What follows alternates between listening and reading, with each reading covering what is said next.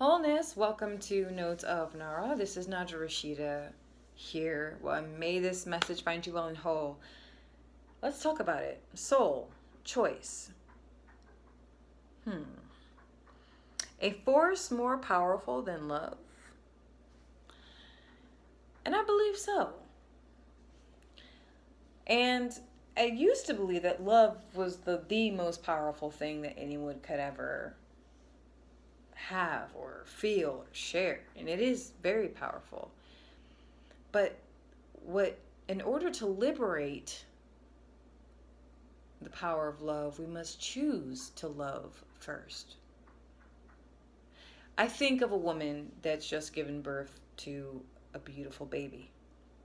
And, you have the biological hormones released in the brain, and she's overwhelmed with the chemical, this bonding that goes beyond the chemical, beyond the biology. And it's this force called love, right? And it's so overwhelming, and the body's so overwhelming, and that bonding is just, she's looking at her baby, she's looking at this new life, an extension of her and her lover. The union, the manifestation of a consequence of the unification of love. It's created this beautiful, beautiful vessel. And it's beautiful when I think of birth. I've seen one live birth in my life.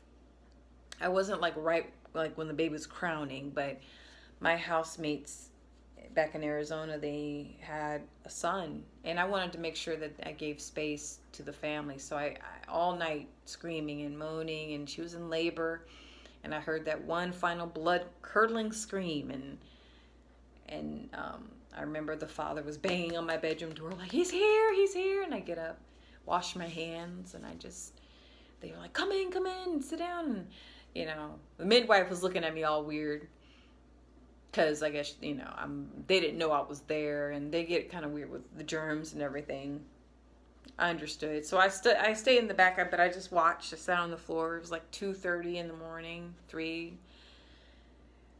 And she was all splayed out, and bloody and raw and just open, but yet love.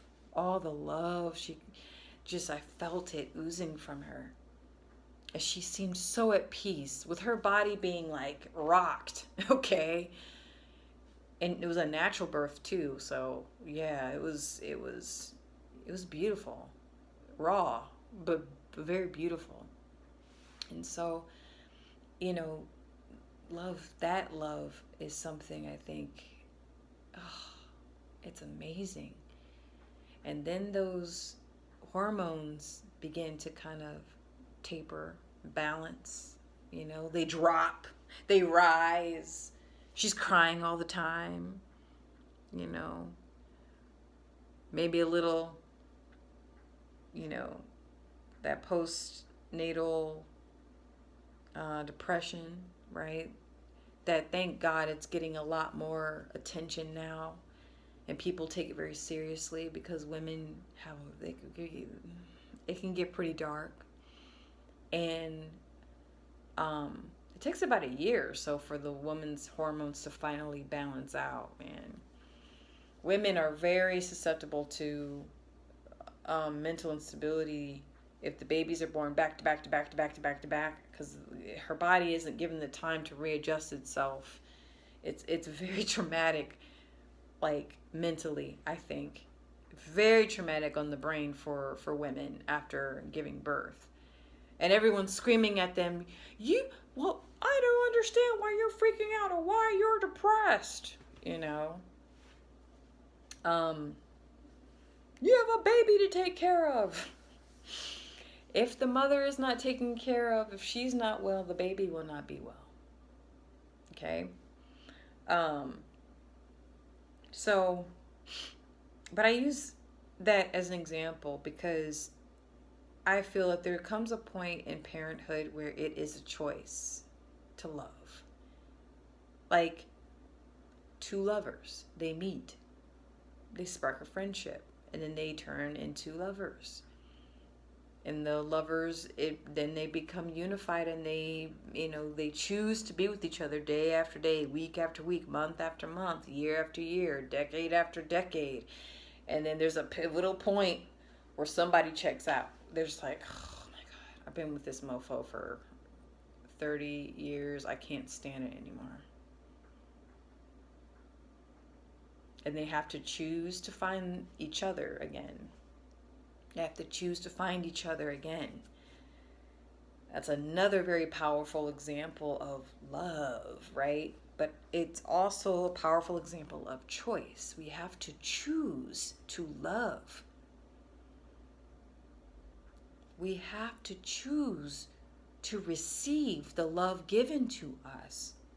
We have to choose to give love. You see? We don't choose. We have the love. We have the love. And love is in the most darkest, dank, spiritually compromised person that you could think of in your life. Love is still in there. Think of the worst person you ever met, and like they're dead in the eyes. Dead in the eyes, okay? They still have the capacity to choose to love. It might not be in the cards in this life. You know what I'm saying? If you believe in reincarnation, it just might be that their soul contract in this life is to be a hoe. Or is to be a biatch. Right?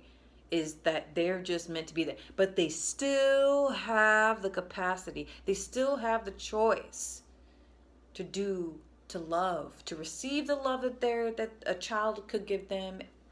Or they can choose to completely disregard the love that a child is trying to give them. A child will automatically take any love. Children are just like, yes, love me, please. I will take it. Please bring on the love. I want that love. We have to choose it. We have to choose to do good in the world. We have to choose, to do what is right, what we feel is right. And that can kind of take you down the wrong. You can get caught up in your feelings. I'm sorry, I misspoke. You can get kind of caught up in your feelings. Like, ooh, this is right, and it's not right. For example, infidelity, right? Oh, it feels so good and so right at this moment, and then you do the act and it's not right anymore. You know what I'm saying? Like, but still the power of choice, right? We have to choose. We have to choose. I choose to receive love every day. I choose to share and give love every day. I choose to give and share joy every day. I choose to receive joy and happiness every day. I choose to be supportive of others. I choose to receive support from others. You see how it's important? I choose to love on myself every day. I choose to love others every day. I choose to forgive every day.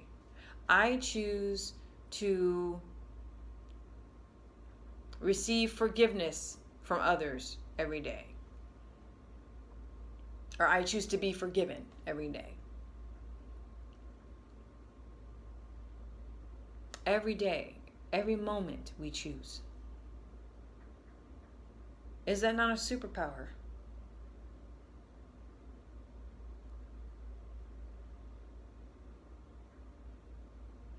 To all my witches and warlocks out there, is that not a superpower? To choose? Get caught up in spells and rituals and shit.